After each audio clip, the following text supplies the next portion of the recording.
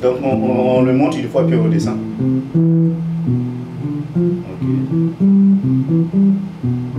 Bien, il y a aussi un truc que tu dois faire quand tu enchaînes les arpèges en changeant du doigté. La dernière note que tu joues d'un doigté avant de changer, il faut garder ce doigt-là et en allant vers l'autre. Par exemple, si je fais, je n'enlève pas le doigt et je viens faire. Donc je fais et je vais chercher, tu vois. Pendant que le doigt vient pour jouer, au moment où je veux jouer la première note du deuxième doigté suivant, en ce moment, le dernier doigt peut se lever. Ça permet d'avoir un sustain, tu vois. Si je fais par exemple, ça c'est pas bon, tu vois, je coupe, il faut toujours garder le dernier doigt en position. Il est là, continue de résoudre.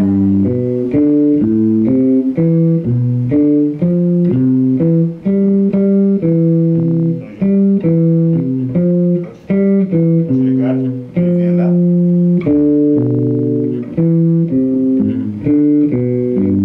Tu vois, comme ça il y a toujours quelque chose de continu. Donc depuis le début, alors ça fait au-dessus du dos. Maintenant tu descends. Mais l'arpège de mi.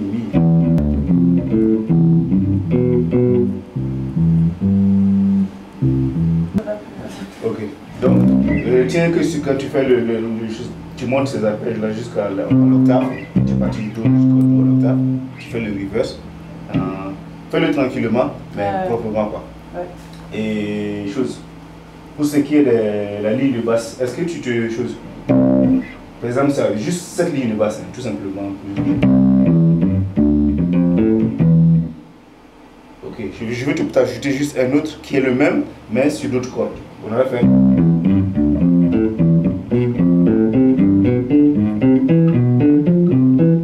Ok, maintenant on fera la même chose, mais en gardant le déplacement sur la corde là.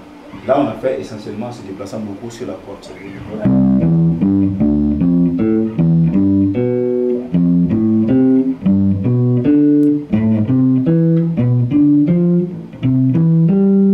c'est le même, mais c'est le doigté qui a changé parce que j'ai décidé de jouer toujours 3 notes, une note par corde. Tu vois, 1, 2, 3, 1, 2, 3. Là, au début, je devrais faire normalement avec le sol à vide.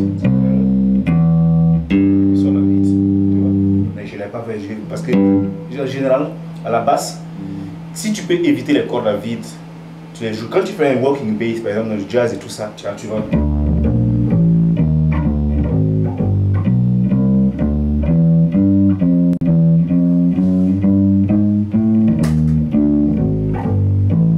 ainsi de suite. Quand tu as la possibilité de jouer les cordes à vide, tu les joues parce que c'est dans le style.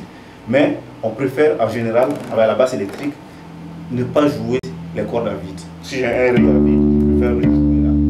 Parce que le son il est beaucoup plus stable et tu le contrôles. Dès que tu veux passer à une autre note, tu peux le muter. Alors que si la corde est à vide, ça continue à résonner, ça mélange un peu le truc.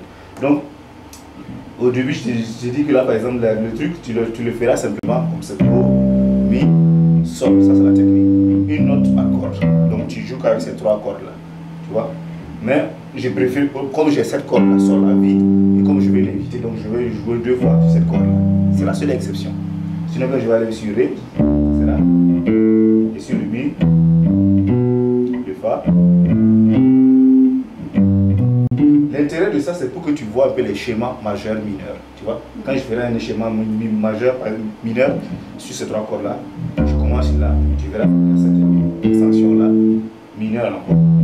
C'est le même schéma, et majeur ça va. C'est un schéma un peu le reverse. Ici, au lieu d'avoir 2 cases et puis c'est l'inverse. C'est un demi-ton à côté. Je parle de l'écart entre les cases. Tu vois, quand je fais par exemple un Ré mineur, je joue la première note, la deuxième note se trouve 2 cases plus loin. Et la troisième note se trouve sur la case à côté après. Alors que quand je vais faire un schéma, si je vais faire le même accord, même un accord majeur, ce sera le reverse. Lui il va être là, il y aura juste le prochain doigt à côté, et l'autre va être 2 cases plus loin. Tu vois? Ça, c'est pour visualiser les schémas majeurs-mineurs. Quand c'est mineur, c'est comme ça. Quand c'est majeur, c'est comme ça. Oui. Tu vois? Quand je travaille toujours sur 3 cordes, une note par corde, c'est juste même si je change, je prends par exemple ces 3 grosses cordes là, c'est la même chose. J'aurais pu commencer Do ici par exemple. Majeur, donc. Tu vois? J'ai changé, j'ai pris les grosses cordes. Donc 8e case, 8e case. Ou bien simplement, tu vois, donc, ça fait comme. Et tu peux faire aussi avec le petit doigt. Voilà. Et donc si je veux faire un accord mineur de ça, par exemple, le suivant, je suis le Si par exemple. Ou bien je reste sur le La, toujours c'est possible. Mineur, faire le La mineur. C'est comment? Le schéma mineur, c'est le reverse. Par exemple, le majeur, je joue le premier doigt, la deuxième note se trouve juste un demi-ton à côté, et l'autre se trouve un ton plus par rapport à la chose. C'est majeur. Et ça, c'est majeur. Et le schéma mineur, c'est le reverse. C'est-à-dire qu'il y a un ton, d'abord un demi-ton, c'est un ton, et puis un demi-ton de l'autre côté. Voilà. Un arpège à faire sur 3 cordes successives, une note par corde, ce sera ces 2 schémas. Et donc, essayons de continuer.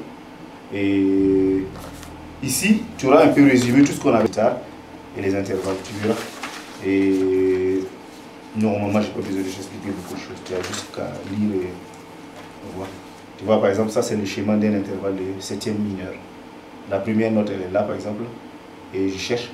Si je te donne un exemple, par exemple, je vais jouer un Do, aussi Do. Je vais jouer la 7e mineure de Do.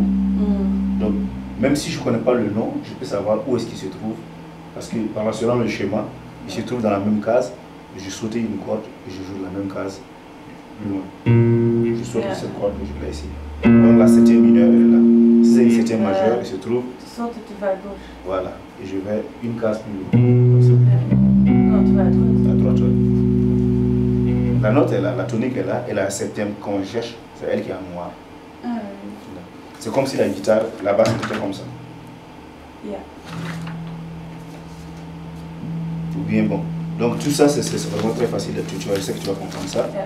Et ici, c'est aussi un autre. Quand tu prends n'importe quelle note, comment est-ce que tu peux retrouver la même note sur le long de tes cordes? Supposons que tu prennes par exemple cette corde-là. Cette note-là, c'est quoi? C'est un Mi.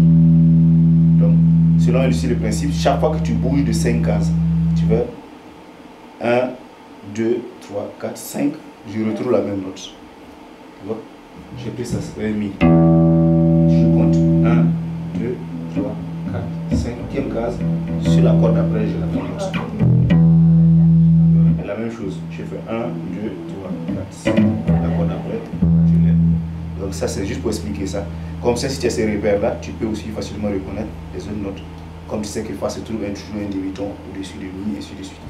C'est des petits trucs qui peuvent aider à reconnaître très vite les intervalles. Quoi. Et ça, c'est par rapport aux gammes. Ça, c'est la gamme majeure. Et ça, c'est ce schéma-là, par exemple, celui que tu as. Et on te montre les intervalles. Ça, c'est la seconde majeure, par exemple. Donc, voilà, les 2 notes.